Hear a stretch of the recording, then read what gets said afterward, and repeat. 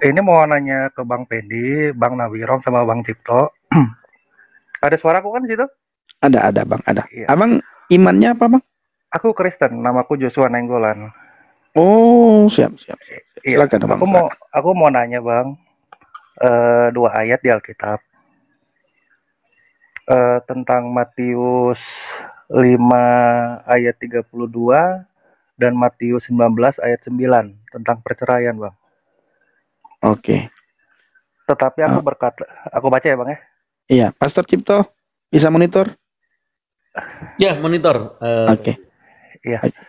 Matius 5 ayat 32. Tetapi aku berkata kepadamu, setiap orang yang menceraikan istrinya kecuali karena zina, ia menjadikan istrinya berzina, dan siapa yang kawin dengan perempuan yang diceraikannya, ia berbuat zina.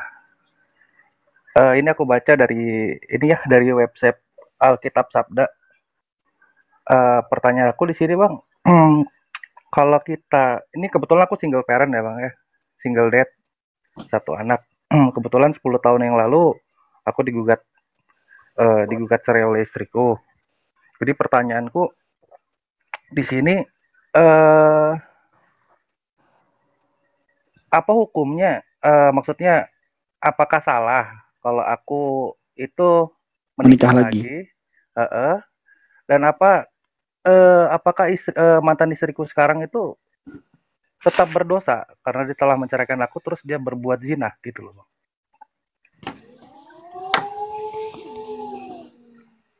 Ya, Pastor Cipto. Ya, shalom Kak Joshua ya tadi. Tuhan Yesus Iya, sayang Kak Joshua. iya, Nah, dalam iman kita tahu pernikahan itu bukan sekedar dua orang mencinta, tapi itu menjadi rancangan manifestasi dari kehendak Allah Sang Elohim kepada kita. Karena itu bukan sekedar orang jodohnya dianggap hobinya sama, yuk kita bikin anak atau bikin jalan-jalan bareng karena hobinya sama, yuk langsung kawin. Bukan itu. Tapi ada ikatan yang dipersatukan Allah. Nah, jadi seperti tentang hal mencuri. Mencuri itu boleh atau tidak? Ya tentu tidak boleh. Tapi kalau kita sudah melakukan, apakah lantas kita sudah jelek, lalu kemudian tidak pantas untuk Allah, berarti sekaligus kita menjauh. Apakah boleh seperti itu? Tidak boleh. Karena itu selalu saya ketengahkan, jangan kita masuk lubang kiri, jangan masuk lubang kanan. Ambil jalan yang lurus. Nah, saya tarik lebih awal daripada pertanyaan Kak Joshua.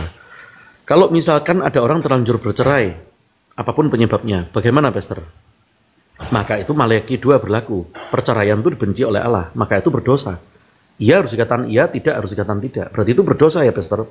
Berdosa, selesai itu. Nah, tapi lanjutannya, setelah berdosa apakah boleh kita nepok-nepok jidat, stres, lalu merasa tidak layak untuk Elohim kita? Berarti aku sudah terlanjur bercerai, aku jelek ini. Berarti ya udahlah menjauh aja dari komunitas, menjauh dari Allah. Maka tidak boleh begitu. Itu kehendak iblis yang jadi tertawa-tawa. Karena itu kita punya dalil, Yesaya 1 ayat 18-19. Merah seperti kirmisi dosamu menjadi putih seperti salju. Jadi kalau bagi yang terlanjur bercerai, jangan menjauh dari Allah. Nah, mendengar kata-kata ini, orang yang terlanjur mencuri, dalam analogi mencuri tadi ya, atau terlanjur bercerai dalam cerita perceraian, mereka mungkin akhirnya yang belum bercerai, yang belum mencuri, mereka bertepuk tangan. Gak apa-apa deh, aku mencuri atau bercerai, toh nanti juga diampuni. Toh kata pastor tadi ada ayat Yesaya 1 ayat 18 dan 19, bahwa apa? Merah seperti kirmisi, dosamu akan menjadi putih seperti salju. Beres toh? Kalau gitu, mari kita lakukan pencurian atau perceraian dalam cerita tadi. Maka itu berarti jatuh ke lubang kanan. Karena itu kenapa sih harus belok ke kiri atau belok ke kanan? Ambil jalan lurus. Nah, gampangnya begitu. Kalau kita sengaja kita mencuri, sengaja kita melakukan perceraian itu, maka Wahyu 3 ayat 19 berlaku untuk kita.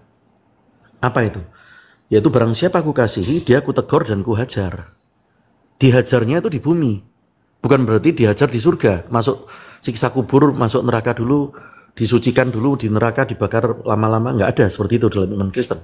Roma 8 ayat 1 mengatakan apa? Tidak ada lagi penghukuman bagi mereka yang sudah percaya kepada Tuhan Yesus. 1 Tesalonika 4 ayat 14 mengatakan apa? Bagi kita yang percaya pada Tuhan Yesus, saat wafat, kita dikumpulkan bersama Kristus. Jadi tidak ada siksa kubur. Tetapi kita akan ditegur di bumi dan dihajarnya di bumi. Contoh dalam hal cerita lain, orang melakukan pergaulan bebas dalam arti dewasa itu ya. Ya ditegur. Kalau ditegur nggak bisa, ya dihajar, bisa kena penyakit di bagian organ-organ tubuhnya. Analoginya seperti itu. Begitu pula kalau orang melakukan pencurian atau melakukan perceraian. Jadi jangan belok ke kiri, jangan belok ke kanan. Ambil jalan yang lurus. Nah sekarang pertanyaannya, kalau saya sudah terlanjur bercerai, mari kita telisik dulu. Kalau waktu dituntut dalam sidang pengadilan perceraian, maka biasa itu teknisnya pengadilan selalu melakukan mediasi. Dipertemukan suami istri yang sedang berjibaku ini. Maka selalu harus kita tolak perceraian. Maleakhi 2 mengatakan Allah membenci perceraian. Nah, kalau saat kita sudah menolak, tergantung istri atau suami kita. Kalau dia juga menolak perceraian, berarti kan menjadi satu kembali. Tetapi kalau yang bersangkutan itu ngotot, maka diteruskan perkara itu, sidang perceraian itu. Dan kalau sampai di akhir, tidak boleh kita ini menyetujui perceraian. Kecuali kalau ketok palu dari hakim itu mengatakan dia menyetujui perceraian. Berarti bukan kita yang melakukan perceraian. Lalu Anda diminta tanda tangan. Jangan tanda tangan. Anda tanda tangan nggak? Jangan tanda tangan perceraian. Tapi tetap saja meskipun tidak tanda tangan, oleh hakim itu diputuskan sah bisa. Kebetulan Vertex kemarin, Pak. Nah, Vertex berarti kan diputuskan sah meskipun tidak tanda tangan. Tapi di hadapan Allah kita tidak bersalah.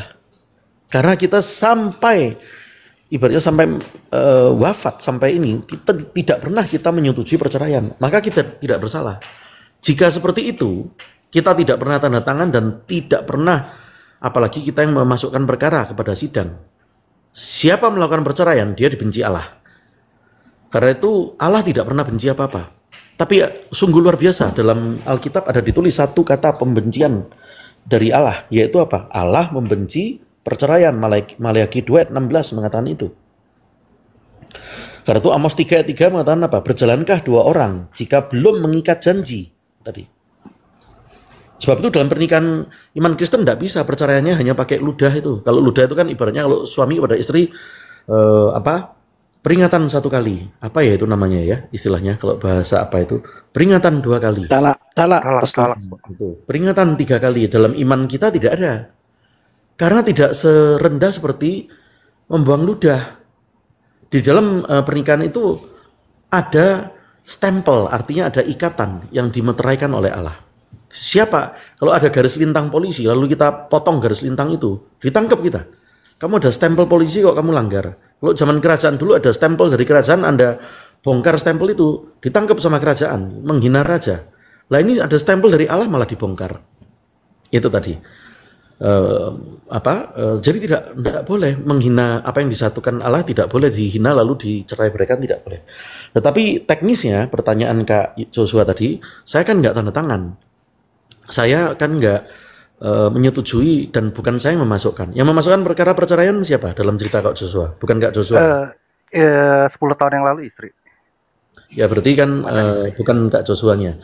Maka dalam hal itu Kak Joshua tidak bersalah. Nah setelah misalnya memang istri itu kemudian mantan istri berarti namanya sekarang ya, itu menikah kembali, maka Kak Joshua berhak untuk menikah. Itu tadi Kak Joshua. Karena Kak Joshua tidak menyetujui perceraian dan tidak pernah tanda tangan. Itu tadi. Kecuali jika demikian, Kak Joshua yang memasukkan perkara ke pengadilan.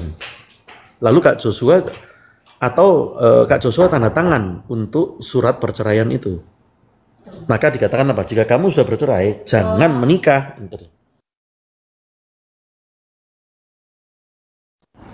Jadi siapa yang sudah melakukan perceraian, jangan nikah. 1 Korintus 7 ayat 11 mengatakan itu.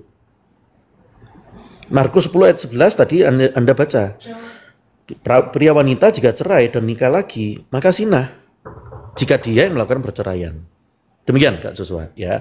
Tetapi kalau sudah terlanjur salah, misalkan bukan Kak Joshua, orang lain ya. Pastor, saya terlanjur salah, Pastor. Saya yang memasukkan pengadilan, saya yang menuntut cerai. Saya kawin lagi, Pastor. Berarti saya dosa ya, Pastor? Dosa 2 kali itu dosanya. Sudah cerai, lalu kawin lagi. Dosa harus dikatakan dosa. Iya di atas iya, tidak di atas tidak. Allah membenci perceraian. Tapi jangan menjauh. Lalu begini, kalau udah dosa 2 kali berarti saya jelek ya pastor di hadapan Allah. Nggak bakal dicintai. Berarti ya sudah pastor, saya menjauh aja dari komunitas, menjauh dari Allah. Nggak gereja-gerejaan, nggak Tuhan-Tuhanan. Saya dugem aja atau apapun dah. Itu iblis tepuk tangan. Makanya hidup kita itu ujungnya cuma 2. Kita yang mentertawai iblis, atau iblis yang mentertawai kita.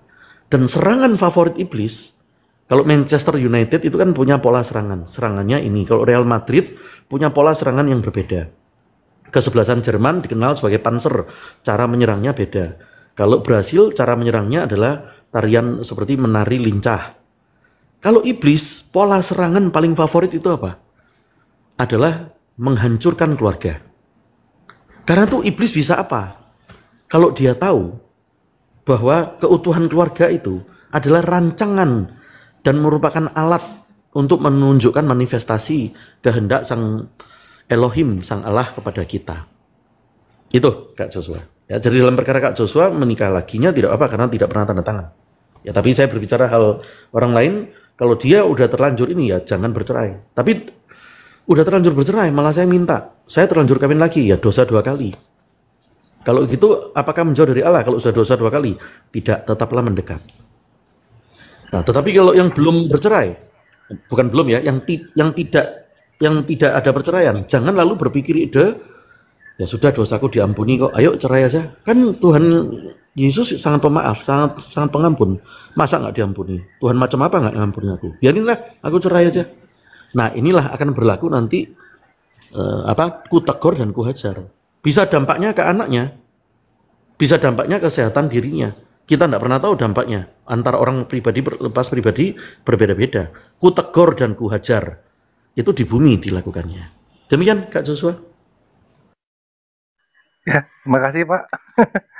Soalnya kemarin nanya di sebelah, malah dihakimin, terus malah ya seperti yang nggak boleh gitu katanya.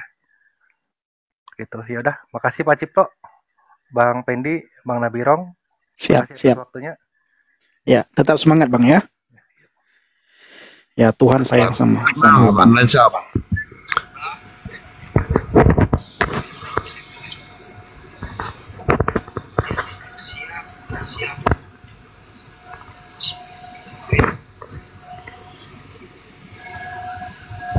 Nah, itu serem amat tuh.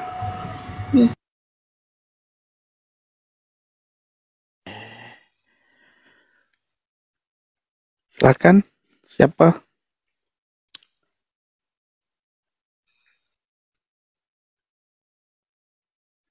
Nah, Pak Winner tadi minta naik. Shalom. Salam. Silakan. Ada yang mau disampaikan? Ya, kita, terutama saya sama anak saya yang laki-laki ini selalu menunggu live sampai dilihat-lihat tadi sore. Oh, belum ada. Ini saya tanya adiknya juga. Nah, terima kasih. Ini bisa bergabung.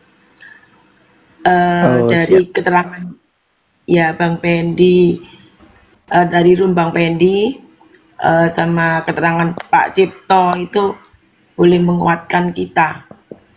Hingga yang kapan ya, yang kemarin lusa ya, yang waktu live itu sampai jam berapa itu kita ikuti sampai kita berdoa juga. Dan terima kasih untuk doanya juga.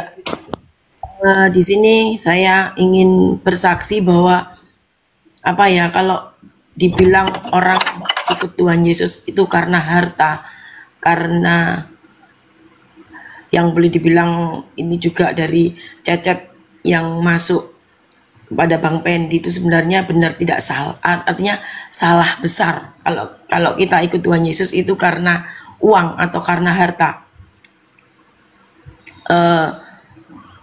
Selama ini saya boleh dibilang single parents.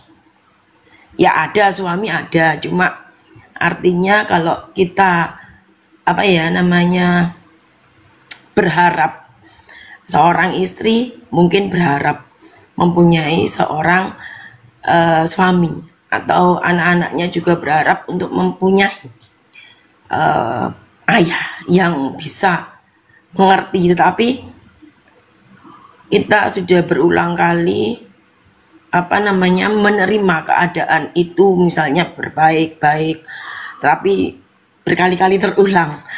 Tapi ya kita bersyukur, kita bersandar pada Tuhan Yesus, hingga saya mengatakan suami saya Tuhan.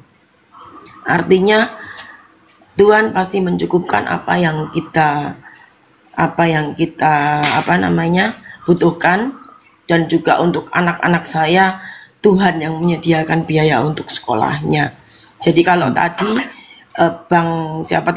Bang Joshua ya, mungkin jadi single parent, seorang laki-laki, ya boleh dikatakan kita harus kuat dalam Tuhan.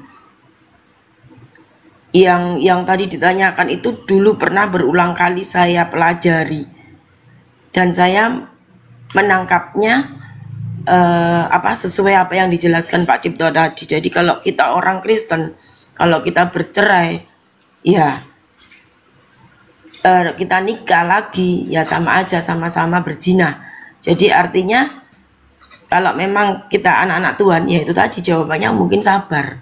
Nah itu, jadi ada teman-teman suami saya itu sampai mengatakan, kamu itu hebat,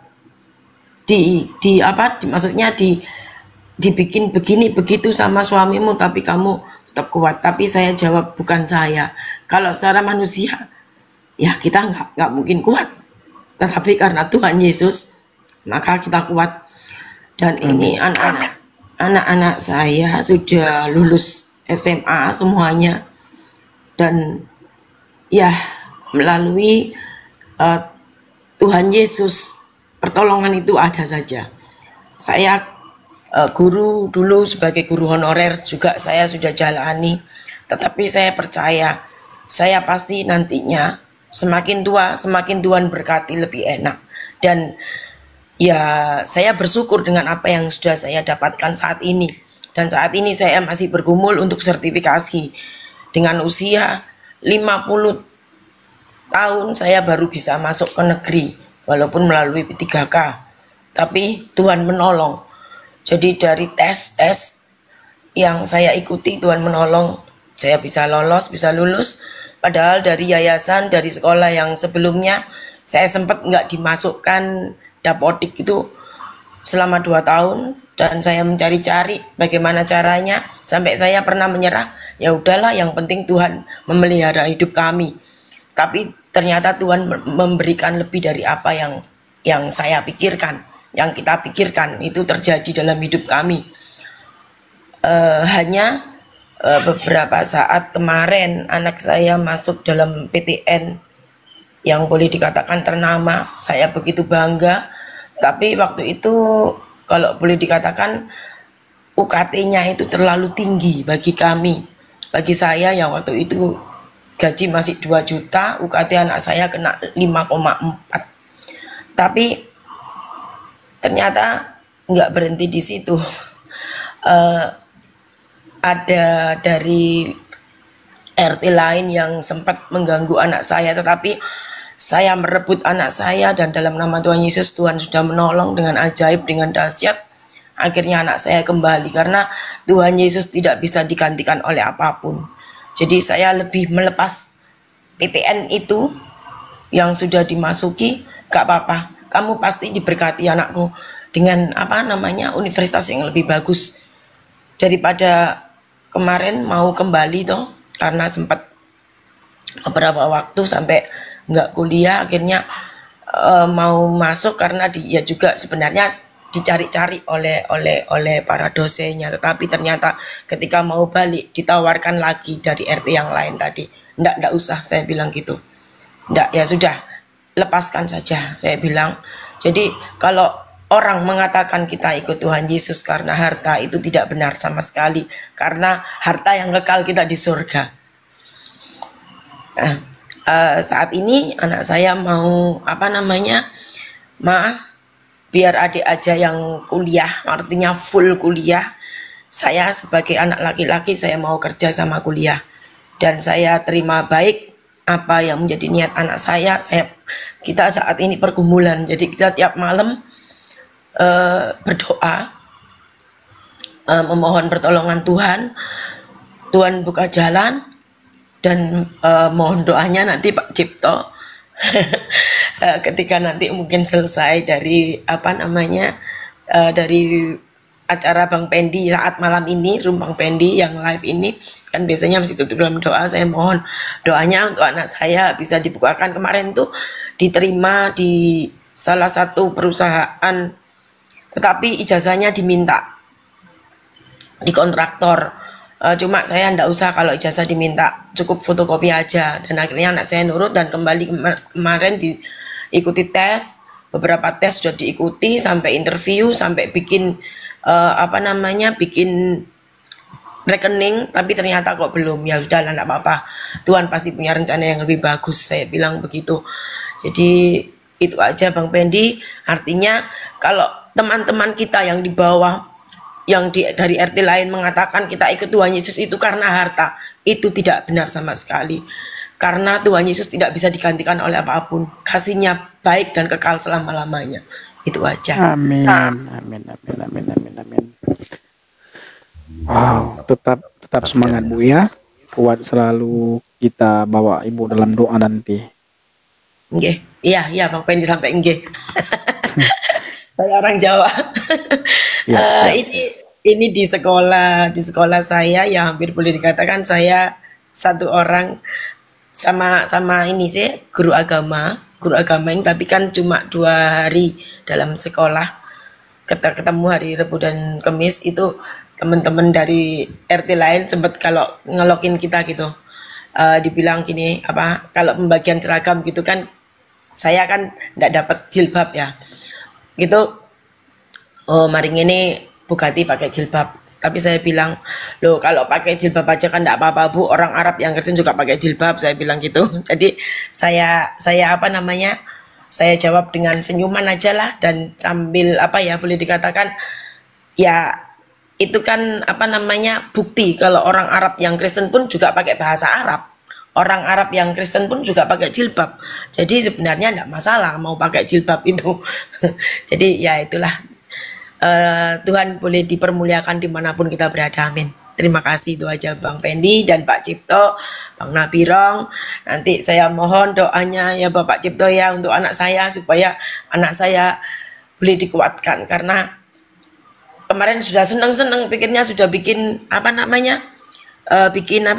rekening, berarti sudah diterima. Ternyata kok belum ya. Saya nggak apa-apa nih, nanti Tuhan pasti memberi yang lebih baik. Amin, amin, amin. Ya, tentu Kak. Saya sedikit izin Pendi. Jadi nama Kak Winner kan Kak Winner toh. Karena itu kita punya dalil lebih dari pemenang, gitu kan. Lebih dari win. Biasa orang mengatakan jangan cuma sekedar jadi pemenang, tapi jadilah pejuang.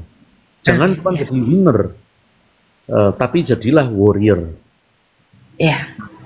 Tapi sekarang dengarkan, ada sesuatu yang lebih dalam daripada warrior. Bukan W yaitu winner. Bukan W yaitu warrior. Bukan sekedar lebih dari pemenang. Tetapi ada W yang satu, yaitu worshipper.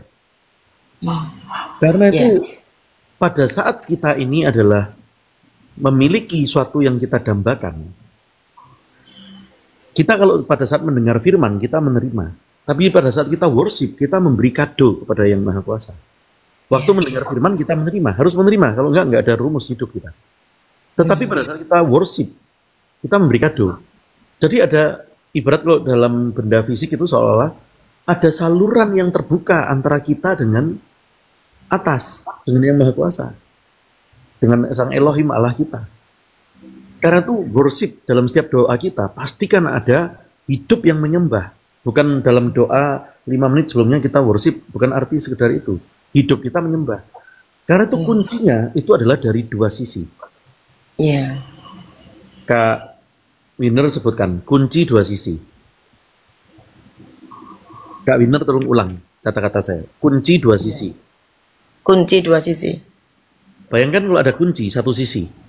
Kita merasanya itu 1 sisi. Kita membuka itu. Tapi kenapa enggak terbuka-buka langit berkat atau apa permohonan kita kok enggak terkabul? Kita dibuka pintunya itu kita sudah merasa buka, udah ibaratnya pintu itu udah ceklek. Kenapa langit itu tertutup seperti tembaga? Enggak terbuka berkatnya. Kok enggak bisa? Saya rasa saya sudah membuka ini. Saya sudah berdoa suntuk sekali. Tapi kenapa enggak terbuka? Ini di luar pertanyaan Kak, bukan pertanyaan, di luar dari Kak Winner tadi. Cuman saya tambahkan supaya kita mengerti kunci Daud. Itulah yang namanya kunci Daud. Yaitu kita dengan satu sisi itu nggak terbuka. Baru kita sadar ternyata kuncinya dari dua sisi. Dari Elohim kita juga membuka, kita juga membuka. Karena itu kalau Elohim membuka, tapi kita tidak merespons, ya kita nggak mendapat. Tapi kalau kita mau membuka dengan sendiri, tapi dari sisi sebelah sana tidak membuka, ya nggak bisa terbuka pintu itu. Karena itu pastikan supaya kunci Daud itu terbuka, ada W yang ketiga. Bukan winner, bukan warrior, tapi worshipper. Hidup yang menyembah. Itu dalam iman kita. Karena itu tidak ada dalam iman lain kita cari, tidak ketemu bahwa kita ini adalah imam. 1 Petrus 2 ayat 9 mengatakan bahwa apa? Kita adalah imam dan raja, imamat rajani. Itu tadi. Jadi pastikan kita mengerti kunci Daud itu supaya tidak langit. Ibaratnya kalau ada orang yang masih bertanya kenapa permohonanku stuck, seperti macet begitu. Karena itu pastikan bahwa kita mengerti bahwa kunci Daud itu dari dua sisi, dan itu akan terbuka kalau kita memiliki kemengertian bahwa kita adalah imam dan raja, mengerti status identitas kita sebagai orang-orang yang sudah ditebus itu. Demikian Kak Winner. Ya, terima kasih Bapak. Ya. Ya, Tuhan Yesus sayang Kak Winner. Amin, terima kasih. Mari saya izin dikit Pendi tentang Kak Joshua supaya nanti Kak Joshua tidak dicela ya oleh yang lain penanya yang sebelumnya. Jadi saya tegaskan dalam iman Kristen tidak boleh sama sekali melakukan perceraian, tidak boleh. Kalau ada satu yang dibenci Allah, itulah Maleakhi 2 ayat 16 mengatakan apa? Yang dibenci adalah melakukan perceraian. Karena ada meterai Allah di sana. Itu mutlak.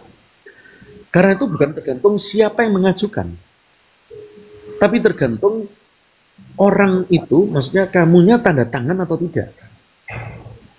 Jadi kalau ada orang yang benar kokoh kekristenannya mengerti, dia tidak akan pernah mau menandatangani itu.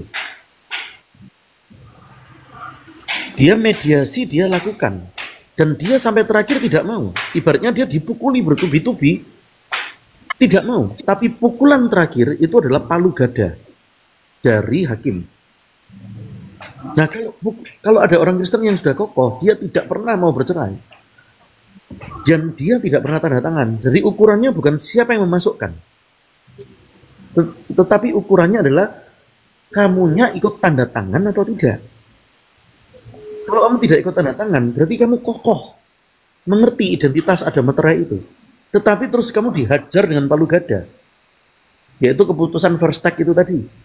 Keputusan tadi kan halnya Kak Joshua, keputusan first take, dan kamu tidak tanda tangan, maka berarti bukan kita yang menyetujui perceraian. Sampai mati kita tidak menyetujui itu. Lalu kemudian sudah first take keputusan, lalu pasangan kita usahakan dengan timing yang tepat, kita rujuk. Jangan lalu kemudian menikah lagi, jangan, kita rujuk. Tapi kalau ternyata pasangan kita itu tadi ternyata dia menikah, ya sudah tidak ada harapan. Bahkan ada dikatakan kalau dia sudah menikah jangan kamu kawini lagi, itu menjadi dosa. Nah, di dalam hal itu maka baru tegas saya katakan bahwa apa? Dalam hal itu Kak Joshua kokoh identitasnya. Dia tidak pernah sampai mati, dia tidak pernah menyetujui perceraian. Dan ternyata misalnya pasangannya sudah menikah. Kalau nggak salah tadi beliau mengatakan itu ya, Kak Joshua mengatakan itu. Berarti dengan begitu Kak Joshua berhak untuk menikah. Karena dia sampai mati tidak pernah menyetujui perceraian. Dipukuli apapun dia tidak menyetujui. Sampai mati dia tidak pernah tanda tangan itu surat itu. Tetapi lalu kemudian ada putusan dari negara, ya dia tidak bisa melawan. Gitu lah. Jadi dia tidak pernah menyetujui. Beda dengan orang yang lalu menandatangani, yaitu hukumnya saklek, jangan lakukan menikah kembali. Ya, tetapi kalau sampai akhirnya yang sudah tanda tangan lalu menikah kembali, yaitu berdosa 2 kali. Tapi tadi itu, kalau sudah berdosa, ya jangan menjauh dari Elohim kita. Kita bersyukur dalam iman Kristen, wanita maupun pria, itu sangat dipandang berharga. Tidak ada pria itu di bawah wanita, atau kebalikannya, wanita dianggap separuh otaknya dari pria. Itu pasti bukan iman Kristen. Karena itu apa yang disatukan Allah tidak boleh diceraikan manusia. Keduanya menjadi satu daging, bukan kelimanya. Jadi satu suami dengan 4 istri itu kelimanya. Disebut adalah apa? Keduanya menjadi satu daging. Kita bersyukur dalam iman Kristen wanita tidak lebih rendah dari pria. Demikian. Andy, thank you.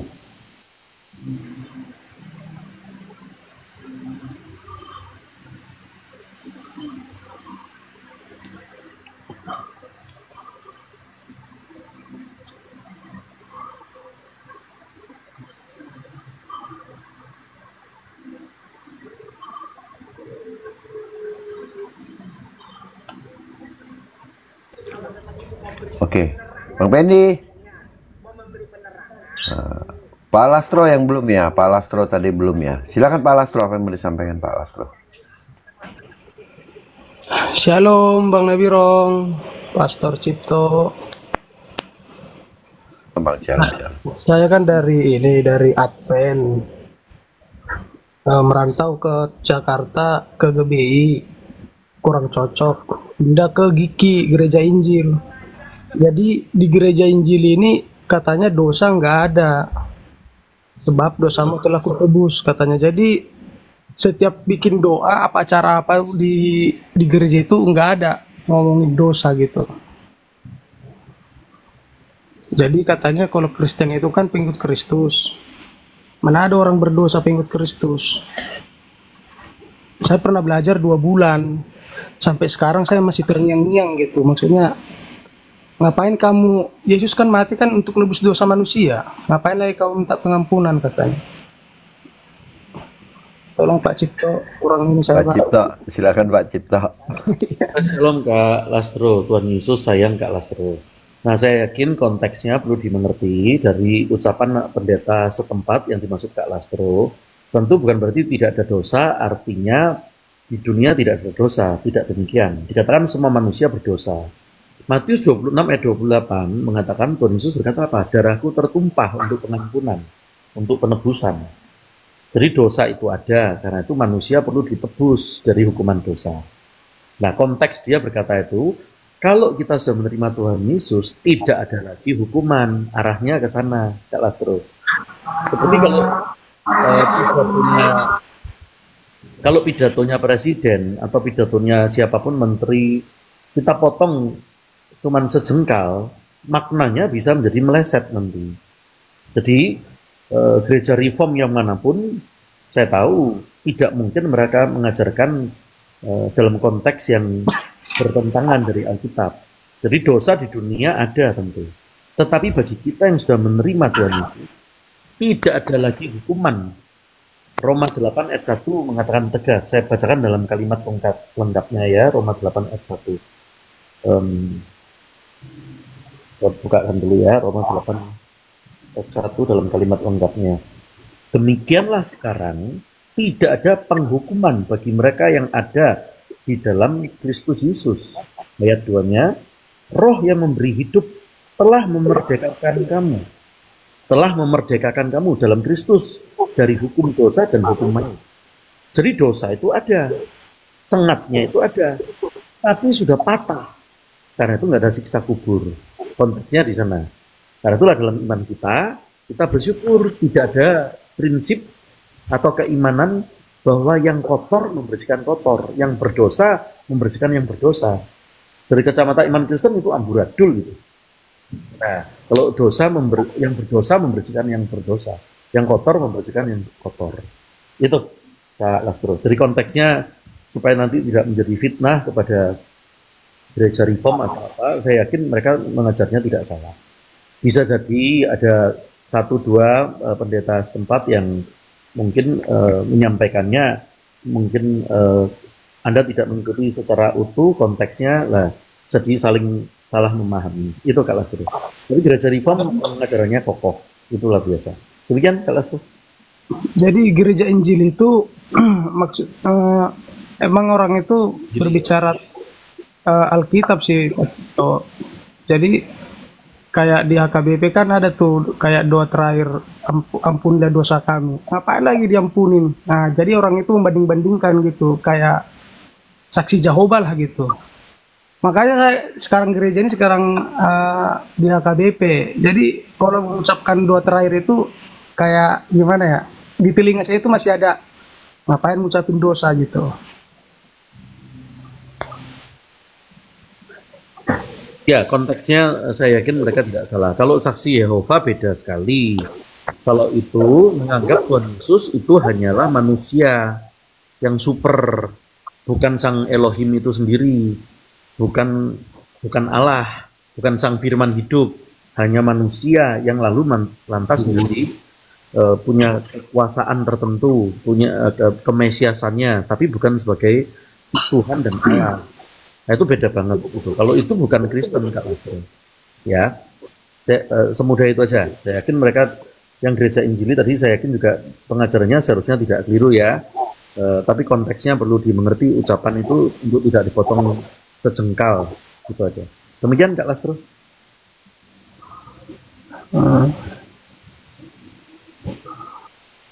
Iya Pak, iya. Kurang paham tentang itu semua. Jadi semangat. Ini sukuku. Yaudah begitu aja Pak Cipto. Terima kasih banyak. Ya, Tuhan Yesus sayang Kak Lastro.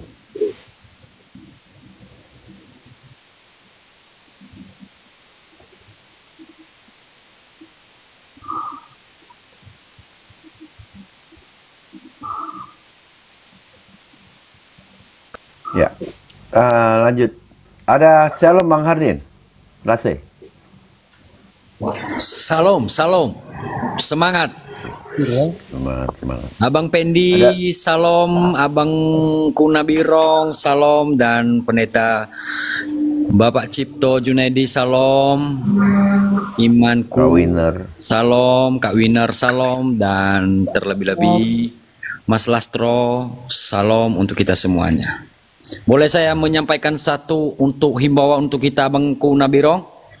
Silakan Bang. Ya, saya di sini hanya bukan menambah tapi untuk menghimbau khususnya kita yang statusnya laki-laki bahwa kita harus mengetahui surga kekristenan kita itu di surga tidak ada membahas yang namanya bidadari, tidak ada yang namanya ukuran mabu-mabuan di atas itu, tidak ada yang namanya merokok, bahwa kita sudah melakukan di bumi. Jadi apa yang sudah kita rasakan di bumi tidak bisa lagi kita rasakan di surga, karena surga kita adalah surga yang clear dan bersih. Jadi artinya kita harus lebih detail untuk lebih mengimanin bahwa Tuhan Yesus itu adalah Tuhan Yesus yang hidup, yang begitu luar biasa. Ya, Dia bisa memberikan kita di bumi dan juga di surga. Cuman ada kriteria dan kategorinya. Apakah kita udah benar-benar sesuai dengan firman Tuhan? Apakah sudah benar-benar kita sesuai tuntutan yang dituntut oleh Tuhan kita Yesus Kristus? Dan itu adalah berbalik kepada diri kita masing-masing pribadi lepas pribadi. Saya rasa kita yakin dan lakukanlah firman-Nya. Bukan percaya saja, tapi lebih baiknya kita melakukan. Karena Tuhan kita Yesus Kristus, Tuhan yang hidup, telah memberikan contoh dan menjadi teladan bagi kita, khususnya orang Kristen, bahwa apapun yang menjadi masalahnya kita harus memberikan hati dengan kasih yang setia. Karena kita diajarkan oleh Tuhan kita dengan kata kasih, kasihilah musuhmu. Jadi ketika kita sudah melakukannya apa yang dikehendakin oleh Tuhan Yesus Kristus dan sesuai dengan tuntutan firman Tuhan, puji Tuhan, kita akan masuk di tempat yang Tuhan kita sediakan itu di surga. Amen. Itu aja bagi saya dan juga kepada bagi perempuan. Kita sederajat antara perempuan dan laki-laki. Tidak ada konteksnya Tuhan bahwa mengatakan mohon maaf untuk kita semuanya otaknya perempuan hanya 50%. Tidak ada. Karena kita sama-sama diciptakan oleh Tuhan. Tidak ada bedanya. Jadi perempuan-perempuan Kristen bangkitlah dengan iman yang luar biasa.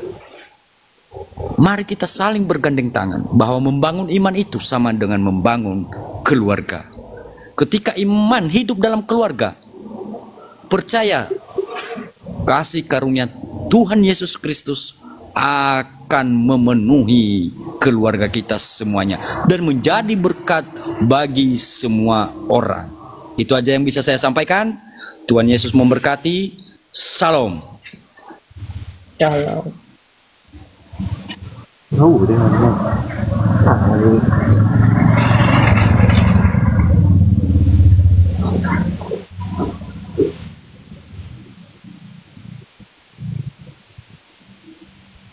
Oke, Bang Nabirong.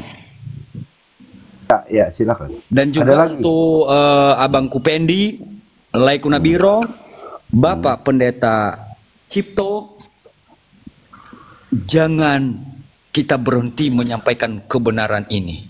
Karena kebenaran ini merupakan kebenaran yang sesungguh-sungguhnya kebenaran dari Tuhan. Itu aja bagi saya. Apapun gejolaknya, apapun hasutannya, apapun yang menjadi kata-kata yang tidak berkenan sesuai dengan hati kita, biarkanlah seperti angin berlalu. Jalankan tuntutan firman Tuhan, mengajarkan dan mewartakan firman Tuhan yang hidup. Terima kasih. Amin. Ya. Haleluya. Haleluya. Ada lagi Pak Lastro? Sudah mantap. Udah. Oke, Bang Hardin, Lase, ya silakan. Pak Lastro Rastafara ada lagi mau disampaikan nggak? Udah Bang, udah. Kayaknya Bang Pendi ini udah tidur karena besok pagi jam 5 dia bilang. Enggak, tadi juga dia bilang buka room enggak, saya bilang buka aja. Nanti saya soalnya mau tidur cepat, ya udah biarkan saja. Nanti kalau Abang tidur ya saya turun lah gitu, biar nanti mati sendiri gitu. Makanya dia tadi udah bilang mau tidur dulu ya. Tadi targetnya ya, paling tadi jam 12:30 gitu. Gitu. Kalau Bang Pendi kayak udah tidur itu. Oke, lanjut. Siapa lagi yang mau menyampaikan sesuatu atau Pak Iman? Silakan Pak Iman. Bang Nabirong, saya Ya, Kak Winner.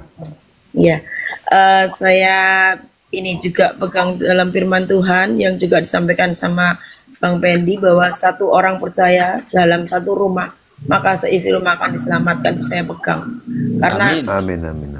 iya kalau kita melihat yang lain, artinya mungkin melihat pasangan kita, kalau kita ikut jatuh itu malah nggak benar. Artinya ya sudah, yang kuat yang mana, artinya yang kita diberi iman pada Tuhan Yesus, ya kita terus harus maju itu. Amin. Amin. Satu lagi yang saya pegang firman Tuhan yang pernah saya baca oleh Tuhan, anak-anakmu akan menjadi murid-muridku dan besarlah kesejahteraannya. Saya lupa itu di ayat di dalam kitab yang mana, cuma saya pegang kata-kata itu, firman itu. Tuhan pasti memberkati itu. Amin. Amin. Terima kasih untuk Luar semuanya. biasa Bu, luar biasa Bu. Iya, Bapak. Oke, Mamski silakan. Ya, selamat malam untuk Bang Nabirong dan semuanya, salam. Salam. Saya mau tanya nih. Mau tanya sama Pastor Cipto, boleh Pak? Ya silakan Bu, langsung aja. Iya. Ini masih seputar rumah tangga. Iya. Saya Muslim. Hah? Saya dulunya Muslim, Pak. Iya, terus menerima Sekarang Tuhan Yesus. murtadin. Ya. Enggak, udah. Sudah Udah. 10 tahun yang lalu saya Oke, menerima oke. Yesus. Lanjut, Bu. Oke. Ya, saya itu nikah itu second wife. Hmm. Ya, second wife, nikahnya nikah siri. Suami saya itu balik lagi ke Kristen. Hmm. Ya, di tengah perjalanan rumah tangga, 10 tahun yang lalu, saya dibaptis. Gitu. Jadi yang Ya. mau saya tanyakan, ini rumah tangga saya ini apakah rumah tangga yang di dalam dosa atau bagaimana ini Pak Cipto? Ya. Harus bagaimana ini? Ya. Itu aja, Bu. Ya, itu aja Pak. Ya, oke, Pak Pendeta Cipto, silakan, Pak. Ya, dalam kita ya, saya tidak bicara agama lain, tapi dari kacamata iman Kristen, jika suatu pernikahan disatukan oleh berhala atau oleh Allah yang menciptakan iblis, Allah yang menciptakan iblis itu pasti bukan Allah dalam iman Kristen. Iya. Karena itu berarti gampangnya tidak dimeteraikan oleh Allah yang benar. Dalam iman Kristen itu, Kak Mamskai, kita ini semua adalah dipandang sebagai keluarga. Kekristenan itu bukan sekedar agama. Kristen memang agama, tapi tidak berhenti sekedar sebagai agama. Kekristenan itu berbicara tentang sebagai keluarga, tentang sebagai kerajaan, warga kerajaan. Karena itu Tuhan Yesus tidak menjadikan kita sekedar sebagai pengikut. Kita ini pengikut, tapi lebih dari pengikut, kita juga adalah apa? Raja. Gitu. Karena itu raja itu menaklukkan sesuatu. Jadi kalau Kak Mamskai berkata pernikahan yang terdahulu, selama kita tidak bicara agama tertentu, selama tidak diikat oleh Allah yang benar dari kacamata iman Kristen, ya berarti belum belum diketok atau diketok palu, atau artinya distempel, belum dimeteraikan oleh Allah yang benar. Itu Kak Mamskai. Dalam cerita orang di luar kekristenan, jika kemudian dia mengenal cinta Tuhan Yesus dan menerima, bertobat dan menerima bahwa bukanlah yang kotor membersihkan yang kotor, lalu suami atau istrinya juga menerima, maka mereka perlu untuk, kalau sebelumnya tidak melalui catatan sipil, ya harus melalui catatan sipil. Misalnya kalau pernikahan kedua kan berarti tidak catatan sipil, ya harus melalui catatan sipil. Karena itu kan pernikahan kedua itu bukan dari iman Kristen, dari yang di luar kekristenan. Kemudian harus diteguhkan di depan pendeta, di depan gereja, di dalam gereja. Itu Kak Mamskai. Karena itu saya sering analogikan untuk supaya mengerti peta serangan iblis itu. Paling favorit itu diserang dengan perceraian.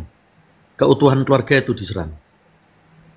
Karena itu iblis itu bisa apa? Kalau dia ngerti keutuhan keluarga itulah manifestasi dari rancangan Sang Elohim.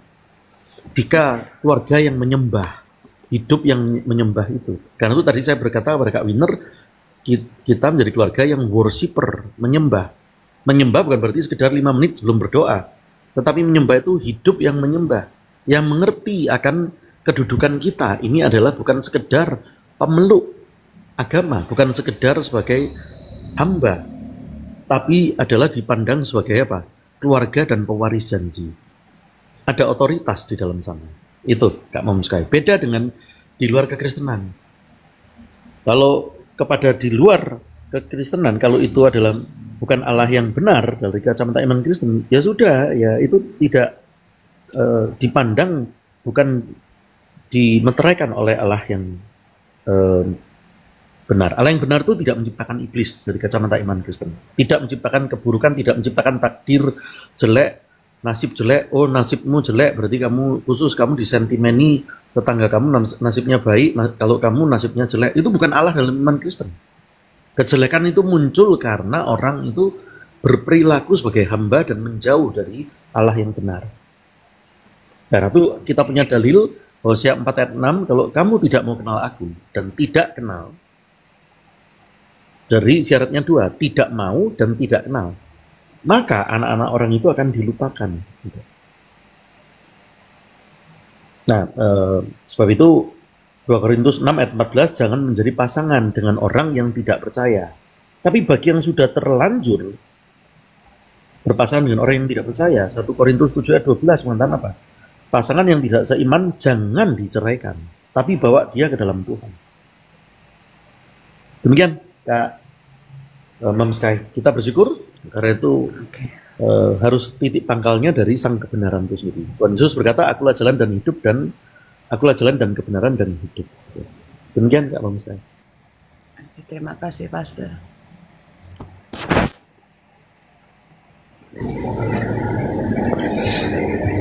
Ya, gimana dengan Ibu Mom Sky? Iya, Pak. Sudah, Pak. Sudah mantap? Sudah, berarti harus peneguhan ya. Betul. Itu dia, Bu. Iya.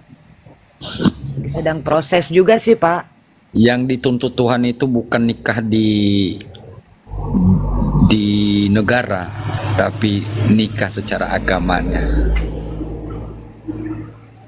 Iya. Jadi artinya yang sesuai yang dibilang Pak Cipto tadi, yang dimateraikan itu yang penting. Yang dimateraikan lewat ajaran agama Kristen. Iya. Berarti masih berkecimpung di dalam dosa dong ya saya ya. Iya, tapi itu tadi yang dianjurkan oleh Pak Cipto tadi. Bagaimana jalan baiknya, Ibu lebih mendalaminya dengan baik lagi. Dan harus dengan realnya dan dealnya sesuai materai tadi. Iya. Ya, itu aja, Bu. Oke, untuk Iya, terima kasih. opung saya, Pasar Ibu. Selamat malam. Selamat malam, salam semua. Waduh, Untuk Bapak opung saya dan Ibu pula. yang ada di room ini. Makasih Ya, ya, silakan, Bu. Kalau ada yang Kesempatan. silakan, Pung, kalau ada yang disampaikan. Ya, sedikit ini tentang Pak Lastro ini tadi. Iya, iya, Nah, silakan. nah, tadi Pak Lastro mengatakan dia mengikuti gereja apa tadi Pak Lastro? Giki itu 2 bulan. Jadi orang itu membahas dosa nggak ada gitu, sama sekali nggak ada. Ya, semacam saksi-saksi Yehova gitu loh ya. Nggak saksi Jehovah sih, Bukan, tapi Bukan juga. bukan saksi Iya, iya. Yehova itu.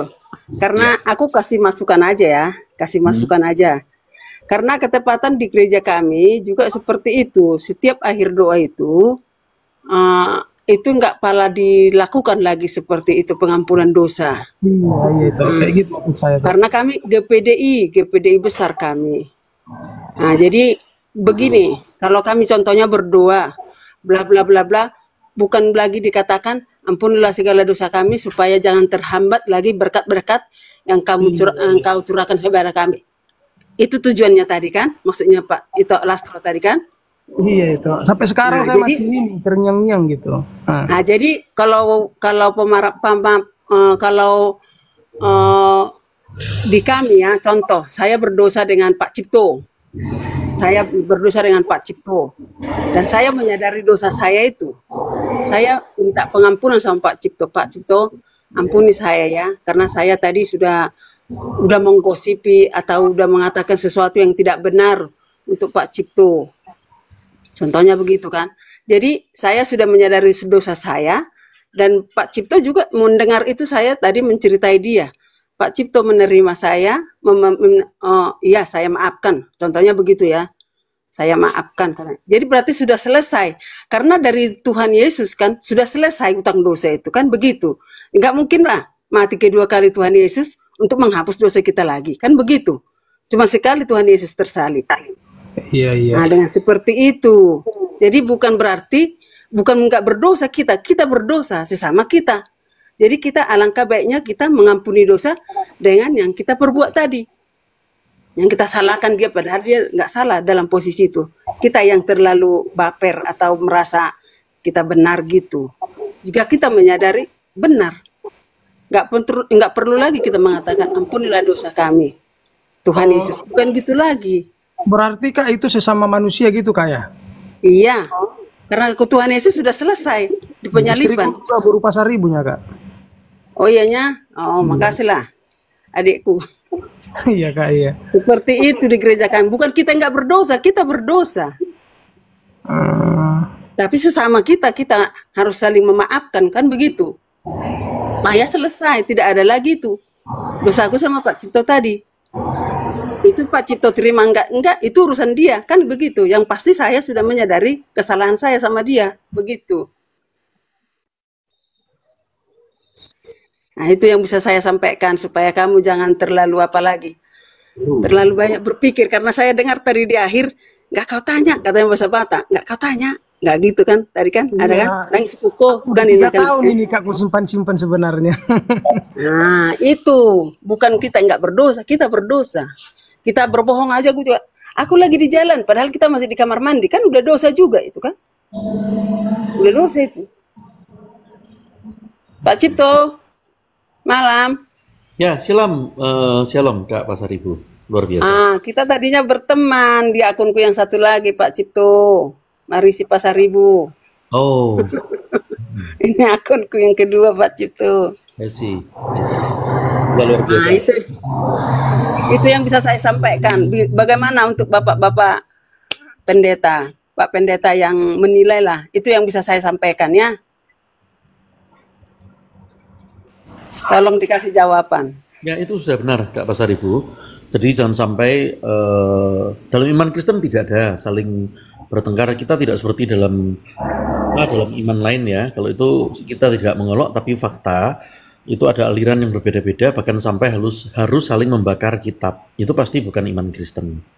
Kalau dalam iman kita itu berbeda-beda anggota tubuh memang ada, tapi tetap satu tubuh. Berbeda-beda anggota tubuh tapi tetap satu rumah tangga. Jadi cara kita berdoa, mengucapkan kalimatnya, atau cara kita bernyanyi, bertepuk tangan, cara dibaptis, tidak perlu. Misalnya, kenapa ya di gerejaku percik, lalu yang ini selam, yang benar ini percik, yang benar selam, mari kita bertengkar. Nah, tidak ada dalam Kristen, tidak. Orang Kristen terlalu pintar untuk bisa diadu domba, untuk bisa dipecah belah oleh iblis. Jadi perbedaan itu ada, tapi itu hanyalah berbeda-beda, tetap satu rumah tangga, hanyalah berbeda tata cara saja. Misal kita ini sama-sama orang Sunter Jakarta. Lalu kita bertanya, kamu kan sama orang Sunter dengan aku, kok tata caranya beda? Lah jangankan sama-sama satu Sunter, yang kelurahan gede atau kecamatan gede. Sedangkan kita dalam satu rumah kita aja ada berbeda. Misalnya dalam rumah kita ada suami istri, lalu ada anak-anak, misalnya 3, ada kamar-kamarnya anak-anak sendiri, ada suami istri. Antar kamar anak itu berbeda tata cara. Cara menaruh barang-barang, cara menaruh ini berbeda. Apakah perlu saling bertengkar? Tidak perlu. Tapi tetaplah satu rumah tangga. Baik Gereja Injili ataupun GPDI. GPDI kan masuk dalam aras yang resmi. Yang tadi dalam PGPI, begitu pula Gereja Injili, yang Anda maksud Gereja Injili yang mana ada Gereja Kemah Injili, tapi itu semua masuk dalam aras, dalam PGI. Jadi tidak mungkin pengajarannya keliru, tidak mungkin. Namun tetap ada dalam rumah tangga itu berbeda-beda tata cara, semudah itu aja. Misal kalau kita jadi jelek ini kalau jadi jelek, yuk kita sesama yang baptis Islam, yuk saling bertengkar, yuk iseng yuk kita. Kan sama-sama baptis Islam, apa yang dipertengkarkan? Airnya dari mana yuk? Dari sungai Yordan yuk. Katanya harus ikut Tuhan Yesus. Tuhan Yesus kan airnya dari sungai Yordan. Berarti semua kita kalau dibaptis baru sah kalau pakai airnya dari sungai Yordan. Enggak bertengkar seperti itu kan, enggak perlu. Orang Kristen terlalu pinter untuk bisa diadu domba. Itu tadi. Selama pangkal pokok keselamatannya adalah Allah yang benar, Sang Bapa, Sang Firman, Sang Roh Kudus yang tidak terpisahkan. Karena itu kita belajar mengenai cinta dari Elohim kita, dari Allah kita. Itu sumber. Jangan pernah ada modus sedikit pun, misalnya kita modus untuk ini, mengasihi karena untuk apa? Jangan. motif kita satu, yaitu benar karena kita merespons anugerah. Maka sudah, Allah kita tidak pernah akan berutang kepada kita. Karena identitas itu sudah diberikan, kepercayaan itu sudah diberikan. Karena itu ketetapan itu sudah ada. Nggak pernah apapun yang kita pikirkan, mau berpikir tentang kefanaan dunia, itu kelibas semua, itu semua dipenuhi. Karena itulah dikatakan, jadilah kehendakmu di bumi seperti di surga. Berarti bumi dan surga kembali sama indahnya. Itu seperti kitab Kejadian, dalam bahasa Ibrania adalah et, yaitu pada mulanya adalah Sang Firman, pada mulanya adalah Allah menciptakan langit dan bumi. Dan ada kata langit dan bumi, dan itu adalah et. Et itu adalah alef dan taf. Alef itu alfa, taf itu adalah huruf terakhir. Jadi sang awal dan sang akhir. Dan itu Tuhan Yesus berkata, akulah sang awal dan sang akhir. Karena itu kalau selama bersumber ada orang yang misalnya mau melayani di dalam kegerakan mencintai Tuhan, misalnya pelayanan di gereja, mungkin karena naksir cowok atau naksir cewek, ada motif juga yang karena uang, ada motif yang apa. Jangan, karena hal-hal itu sudahlah, pasti segala sesuatu akan ditambahkan kepadamu. Selama kita sudah berpegang pada sumber, sudah, orang Kristen mau diancam kamu nggak didapat warisan kalau kamu masuk Kristen. Bagi orang Kristen ketawa kalau begitukan. Karena apa? Sumber dari segala sumber sudah aku pegang. Benar. Yang semua rumus hidup sudah aku pegang. Kalau zaman dulu kita melihat ada buku-buku yang dicuri, buku-buku yang berharga. Kalau kita lihat film-film kuno, film-film silat itu, atau film-film intelijen, wah ada buku dicuri, berarti buku itu sangat berharga. Ada isinya. Begitu pula kita punya sumber yang berharga, sudah di tangan kita, yang sudah kita pegang. Jadi mau warisan dicabut, mau apa dicabut, mau itu dipecat, mau di apa, enggak ada urusan bagi kita. Karena ada identitas yang luar biasa yang diberikan Tuhan Yesus pada kita. Itu kita pegang teguh-teguh. Karena itu enggak mungkin orang Kristen itu lantas tidak menjadi inspirator. Orang Kristen boleh muda, baru lulus kuliah boleh. Berarti kalau kerja masih junior, boleh junior kedudukannya, jadi staf biasa. Tapi ditaruh di posisi manapun, baik posisi masih junior atau senior atau madya atau usia berapapun, orang Kristen ditaruh di posisi manapun pasti menjadi inspirator, pasti menjadi pemimpin, pasti dia akan mengarah menjadi garam dan terang. Dia betul adanya identitas sebagai pewaris janji itu. Identitas sebagai orang yang sudah ditebus. Karena itu identitas sebagai orang yang ditebus itu tidak main-main. Gitu. Jangan bertindak tanduk lagi seperti RT lain. Tertunduk ke bawah, berlaku sebagai hamba, ketakutan, diintimidasi. Itu berbeda.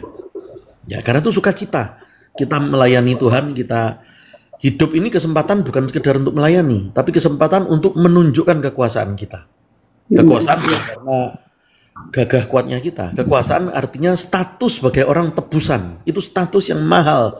Ditebus oleh darah yang mahal. Itu status itu yang sangat luar biasa. Segala apa yang diinginkan manusia. Kamu ingin apa? Uang.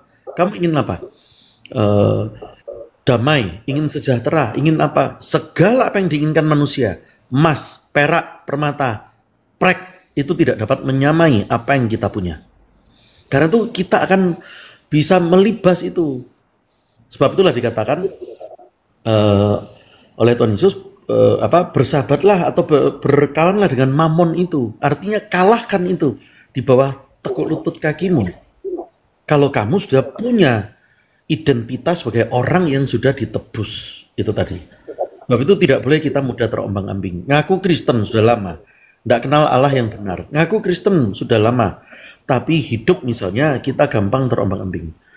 Dalam kekristenan, saya sering melihat kenapa banyak orang di luaran sana, banyak sekali di berbagai kota.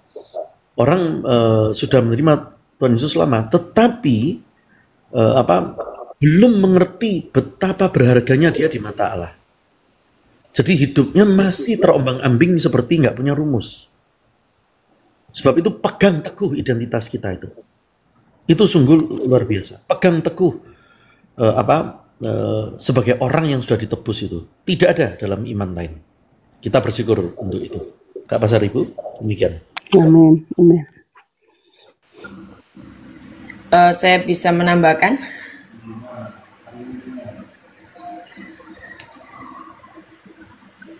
Ya, silakan Bu. Ya, tadi yang dikatakan Pak Cipto itu saya rasakan dan saya maksudnya nggak terasa saya sudah melakukan. Ya, terima kasih pada Tuhan Yesus. Jadi kalau dibilang saya di sekolah itu sendiri, kita sebagai orang Kristen, tapi di situ saya sebagai wali kelas itu orang-orang atau bapak ibu yang lain itu bisa lihat. Jadi saya artinya dinilai mereka itu pada siswa juga perhatian, kemudian langsung tanggap, artinya gitu ya, itu semua karena Tuhan. Terus yang saya ingat lagi tadi Pak Cipto mengatakan kita bukanlah orang-orang yang suka bakar-bakar kitab, itu pun sudah saya lakukan. Jadi kemarin ketika ibu kos dari anak saya itu kan ikut memilah-milah gitu. Dia dulu Katolik tapi ikut suaminya, ikut RT lain. Nah itu dibakar aja. Tapi Tuhan kasih hikmat pada saya. Kalau kamu bakar, apa bedanya kita orang-orang pengikut Kristus dengan mereka? Saya bilang, enggak Bu, enggak, saya enggak mau bakar. Udah ini Ibu bawa aja, saya gitu. Jadi kita bersyukur kita bukan seperti RT-RT yang lain yang artinya ada kesempatan. Sebenarnya kan waktu itu sudah saya sudah pegang korek, tapi saya enggak mau. Jadi ya itulah hebatnya kita menjadi anak-anak Tuhan Yesus yang diajarkan kasih. Artinya kita tidak mendendam, tetapi kita mengasihi mereka. Itu. Ya, itu yang bisa saya bagikan. Terima kasih Tuhan yang menolong kita semua untuk kita mampu menjadi anak-anaknya yang berkenan di hadapannya. Amin, amin, amin. Amin. Amin, amin. Oke, sudah nggak ada lagi. Udah mantap semuanya ya. Jadi mari kita kuatkan fondasi iman kita. Ya, masih ada lagi Bu? Di Yesaya 54 ayat 13. Semua anakmu akan menjadi murid Tuhan dan besarlah kesejahteraan mereka. Kita pegang itu, anak-anak kita menjadi murid Tuhan yang besarlah kesejahteraannya dan memuliakan nama Tuhan Yesus. Amin. Haleluya. Baik Bu, sesuai tadi pembicaraan Pak Cipto bahwa kita ini bukan hamba, tapi kita adalah anak-anak Tuhan Yesus Kristus, Tuhan yang hidup. Ya, jadi sudah jelas dari pembicaraan Bapak Pendeta Cipto tadi. Jadi artinya kita sebagai anak, mari kita jaga firman Tuhan dan juga kita menjaga diri kita terhadap Tuhan, biar jangan kita bercelah sesuai dengan jalannya firman Tuhan. Amin.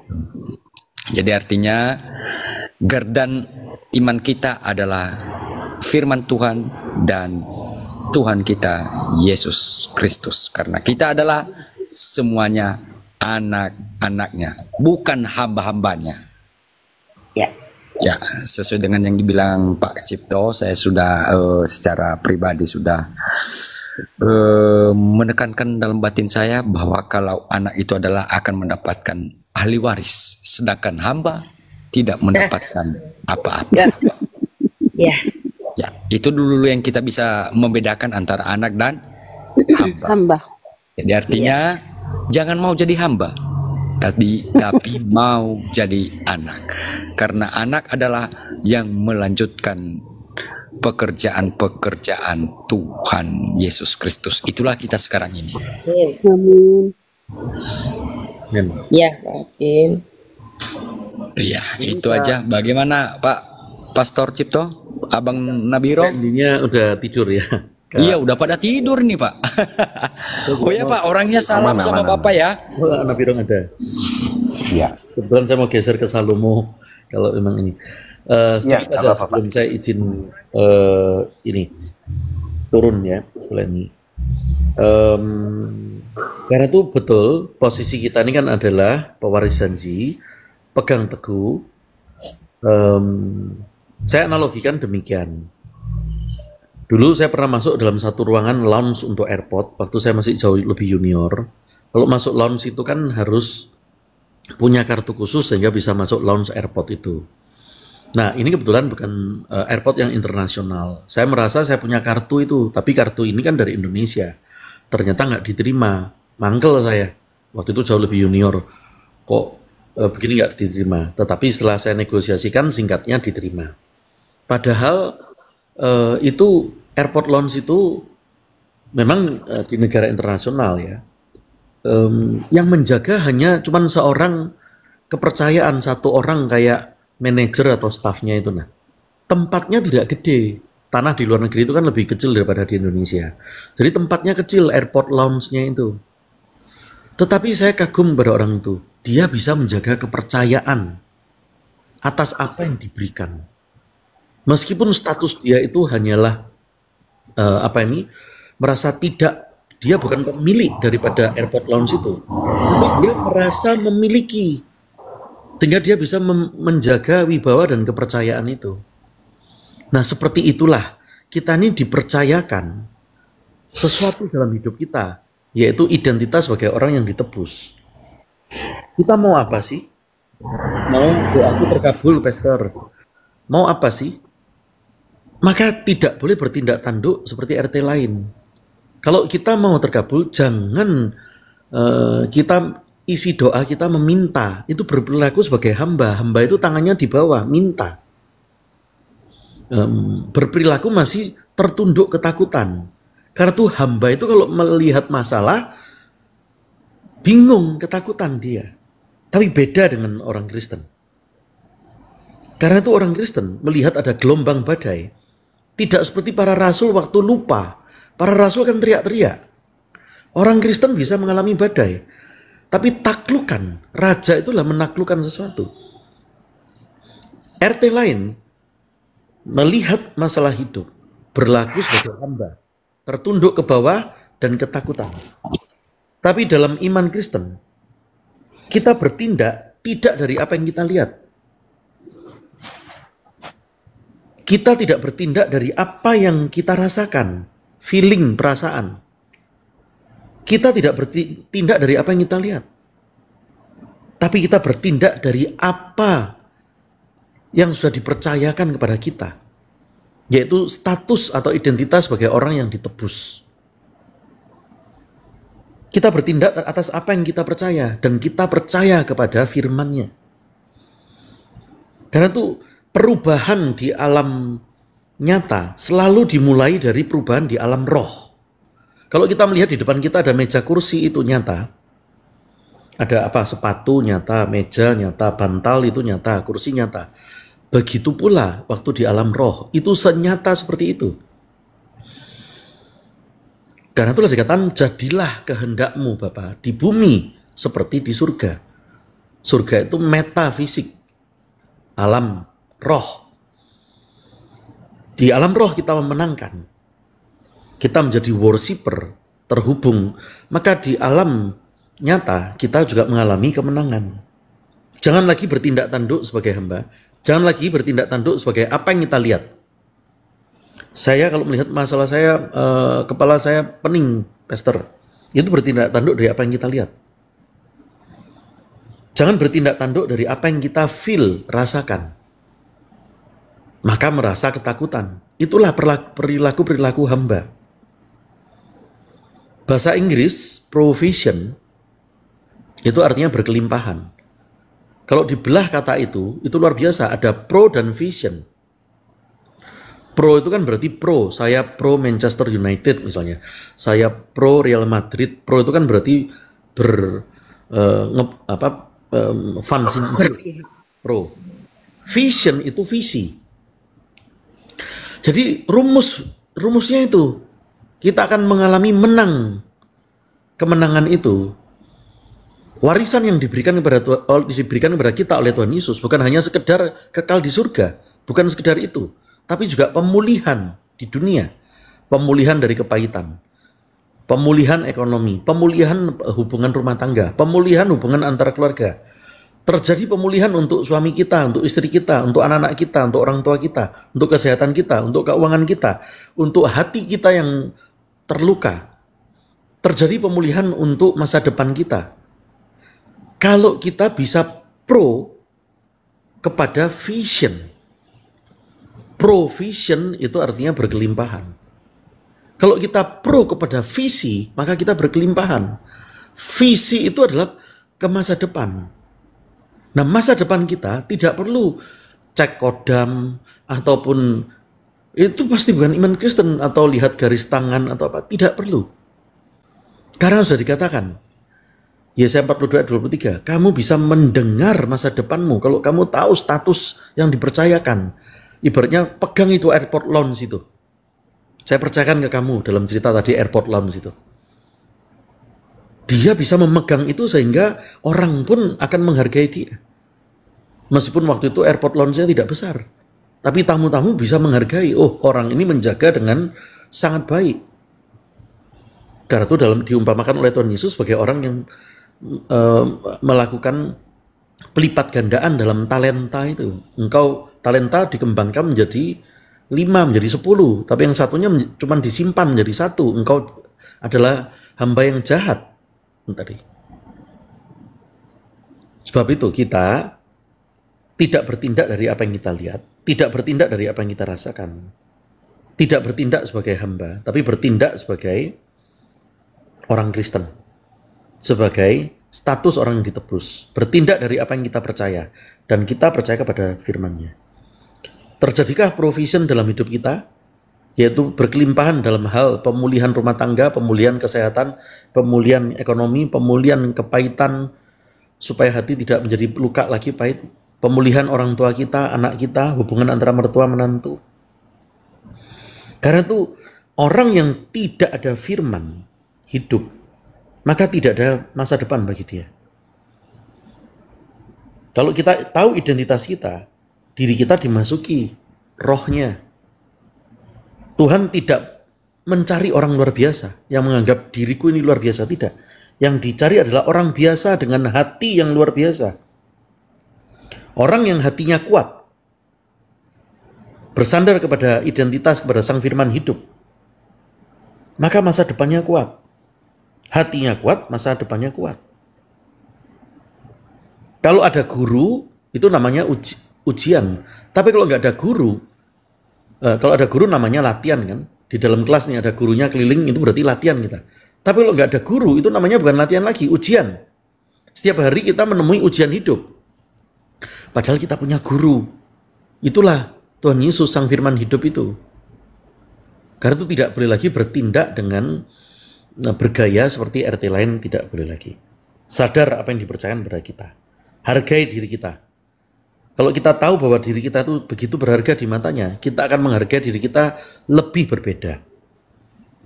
Sering orang membenci dirinya sendiri. Ya, Nabi Rom, terima kasih banyak. Saya pamit sekalian, mau geser bulan ke sebelah. Tanya sebentar. Siap. Oh ya, Kak Winner mau tanya, yuk silakan. Ya. Kalau misalnya dari apa yang Bapak sampaikan tadi, kalau misalnya saya menyimpulkan, artinya kita fokus pada pemecahan masalah, bukan pada masalah. Apakah itu bisa? Artinya ya tetap pada Tuhan Yesus. Begini, Kak Umar, itu dilambangkan karena itu tidak ada dalam iman lain yang melambangkannya seperti kita dianggap jadi keluarga dan seperti mempelai pria dan wanita. Tuhan Yesus itu kan nusulnya bukan jadi batu. Kalau batu kan tidak punya budaya. Tuhan Yesus kan nusul jadi manusia, yaitu orang Yahudi. Orang Yahudi itu kalau menikah, ada tradisi, laki dan perempuan itu waktu pesta pernikahan, waktu upacara pernikahan, dalam di atas tudung. Di atas tudung kain itu, ada kain dibentang, lalu lagi berjalan untuk menunjukkan bahwa Pak, selama kamu dalam jalurku, maka kamu mengalami kemenangan.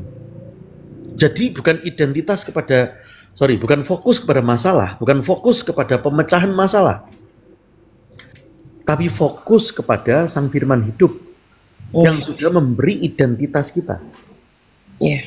Identitas bukan sebagai KTP,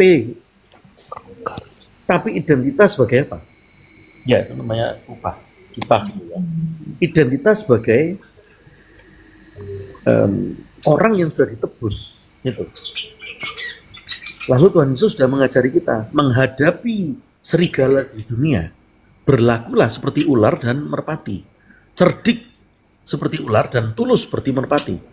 Kapan-kapan itu nanti saya urai lebih dalam. Karena ada 7 tingkat kekuasaan di dunia. Ada kekuasaan fisik preman, ada kekuasaan pemegang hukum, lawyer, ada kekuasaan militer, ada kekuasaan yang pegang tongkat, ada kekuasaan karena keuangan, kekayaan, ada kekuasaan karena kepintaran. Tuhan Yesus mengajarkan 2 ranking tertinggi. Cerdiklah seperti ular, tulus seperti merpati. Lalu ingat identitas kita. Maka segala masalah apa, pasti kita bisa taklukkan. Makanya dalam iman kita tidak ada kata semoga itu. Kata semoga itu menghujat Allah. Semoga, atau bahasa Arabnya apa ya?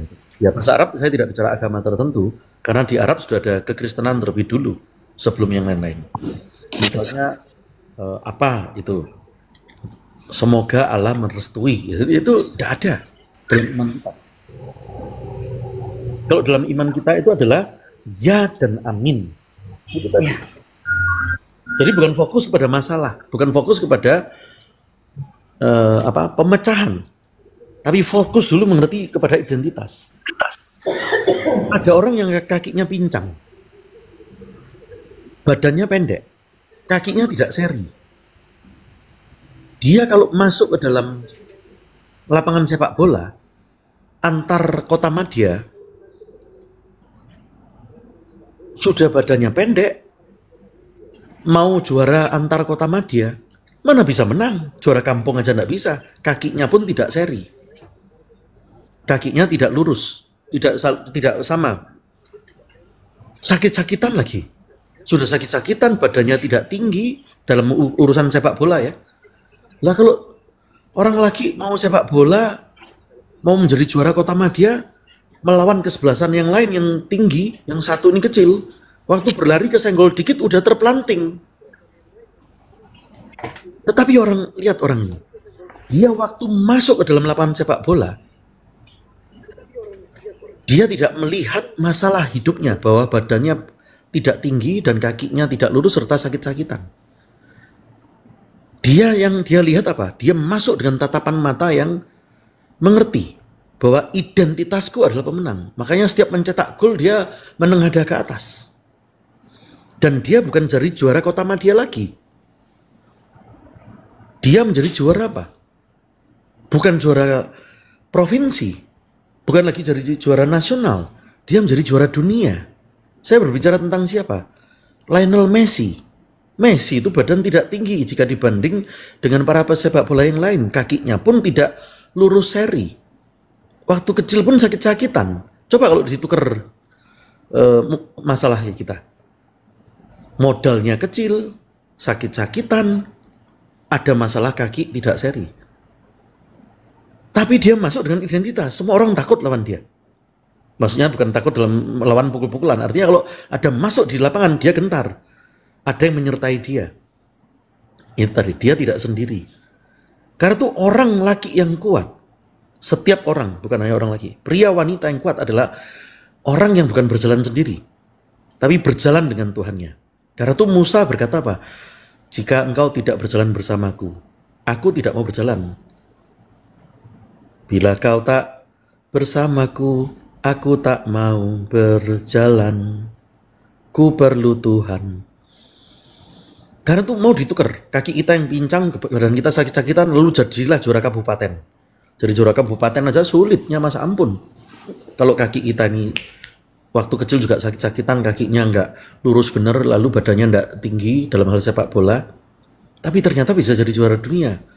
Contoh lain lagi, ada cerita dua saudara kembar. Ini kan saudara kembar. Yang satu, mereka ibaratnya kalau disuruh memilih, terima mana? Bapaknya kaya, konglomerat. Antara dua saudara kembar ini, yang satu memilih ditumpangi tangan berkat oleh bapaknya. Wahai anakku, aku berkati engkau dalam nama Tuhan kita. Nah, itu ditumpangi tangan. Yang anak yang satu memilih harta dari bapak, harta fisiknya itu. Emas, perak, permata, kasihkan aku. Coba, kalau kita jadi dua saudara itu, kita memilih mana? Tumpang tangan diberkati.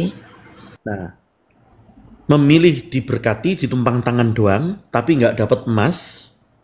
Kalau zaman sekarang mungkin disebut nggak dapat saham, nggak dapat bitcoin, nggak dapat apa dah deposito, nggak dapat mobil merek ini merek itu. Tapi kamu cuma dapat tumpangan tangan dari ayah. Sedangkan yang satunya nggak dapat tumpangan tangan, tapi mendapat seluruh harta dari ayah. Itu kalau di zaman modern kan sekarang, kalau orang disuruh memilih, lu pilih mana? Tumpangan tangan dari ayahmu, tapi nggak dapat berkat fisik? Atau kamu memilih berkat fisik seluruh harta ayahmu, tapi nggak dapat tumpangan tangan? Sampai hari ini kalau ditanya orang secara umum, semua cenderung memilih dapat harta fisik gitu. Nggak dapat tumpangan tangan dari papa, nggak apa-apa, yang penting dapat bitcoin. Yang penting dapat deposito, yang penting dapat mobil merek ini itu dan dapat segala macam harta benda itu. Tetapi ada satu orang yang dia memilih mendapat tumpangan tangan dari papanya. Bahkan dia sampai perlu menipu kakaknya. Supaya dia dapat tumpangan tangan itu. Dan waktu dia menipu kakaknya, lalu dia ditumpangi tangan oleh ayahnya. Baru ayahnya sadar kalau itu ternyata bukan si sulung. Lalu kakaknya marah. Karena kakaknya itu menukar seluruh harta benda. Dia mau harta benda tapi nggak terima tumpangan tangan. Tumpangan tangan itu ditukar dengan sop merah. Setelah anak yang menerima tumpangan tangan ini, setelah dia tahu kakaknya marah, kabur dia, nggak sempat bawa harta. Mau Anda kabur dari rumah, nggak bawa harta tapi cuma dapat tumpangan tangan dari ayah, dibanding saudara kandungmu, dia nggak dapat tumpangan tangan berkat dari ayah tapi menguasai seluruh harta di rumah.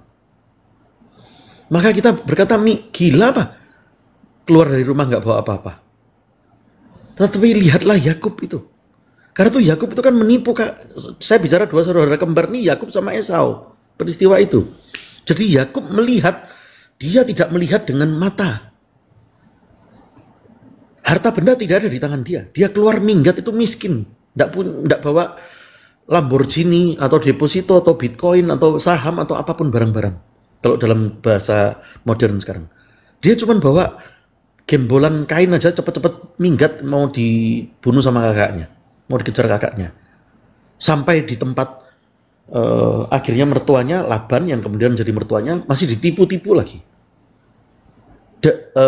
Yakub itu kan berdosa. Menipu. Tapi kenapa Allah berkenan kepada dia? Dalam hal penipuannya dia ditegur karena itu diplecokkan pangkal pahanya. Makanya sampai hari ini orang Yahudi tidak makan pangkal paha.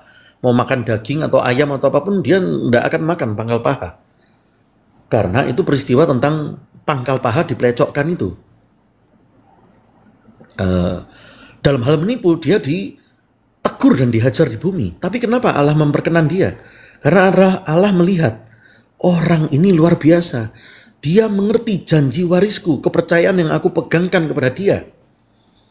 Dia menghadapi masalah hidup tidak pegang harta dia, tidak pegang kefanaan, tapi dia pegang identitas. Messi dalam cerita sepak bola tadi tidak pegang kekakiannya harus yang super gagah, badannya harus yang super tinggi, tidak pernah sakit-sakitan.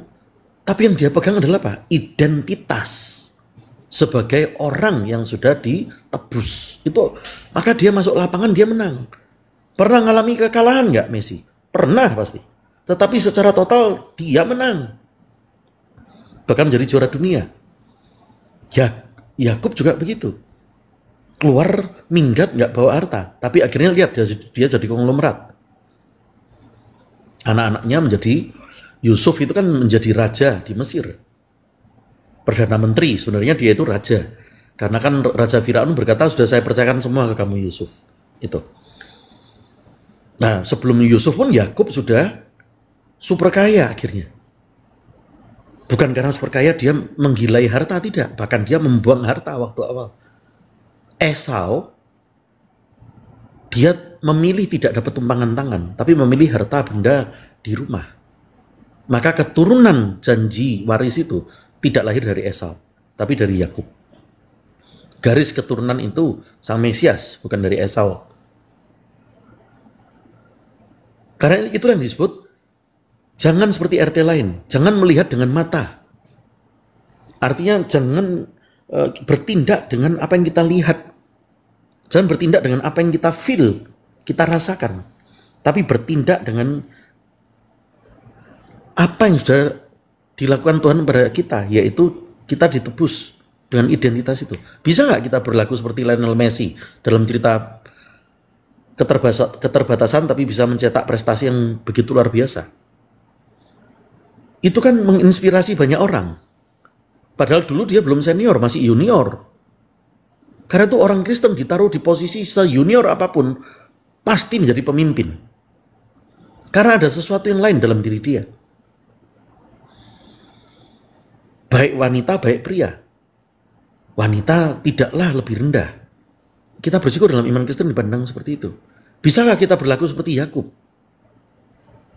Tidak melihat apa yang di depan benda ini lebih tinggi daripada apa yang dalam alam roh.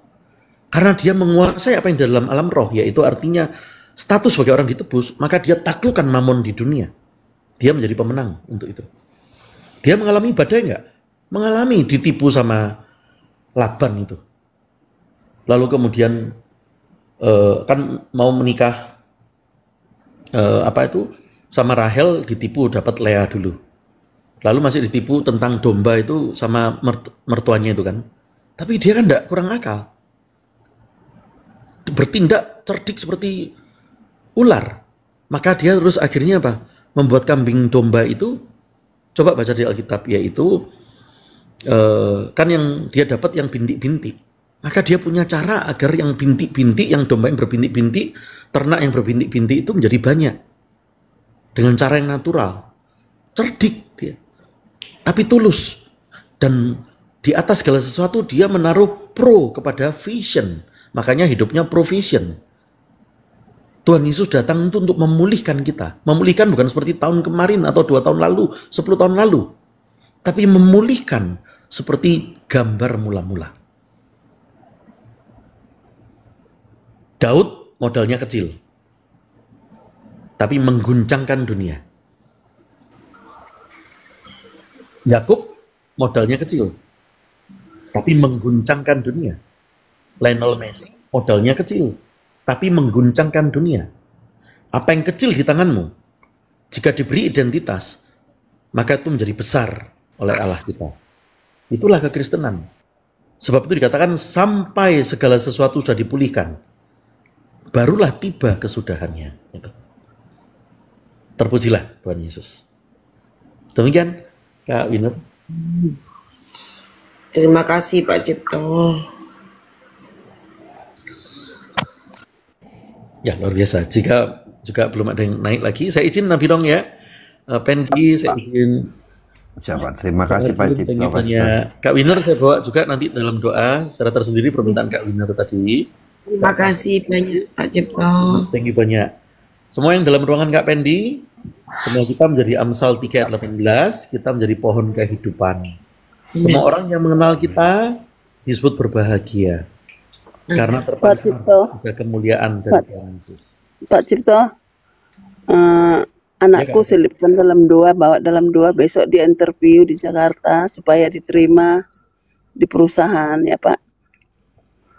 Amin. Saya bawa dalam namanya Irma Saulina Napitupulu. Irma, Kak Irma ya. Iya, Irma Saulina. Kalau Kak Winner boleh saya tahu juga nama anaknya tadi? Bisma. Bisma ya. Oke, Kak Ines. Nanti saya bawa dalam doa saya. Ya, terima kasih Bapak. Nabirong, thank you banyak Nabirong. Kak Ardin, banyak. Ya. Iya Pak Pastor. Makasih. Salam, Tuhan Yesus sayang kita semua. Ya, salam. Tuhan Yesus memberkati. Halo, Amin. Selamat Bye-bye. semuanya. Bye-bye. Bye-bye. Izin turun ya, Pak Host. Oke, terima kasih semuanya.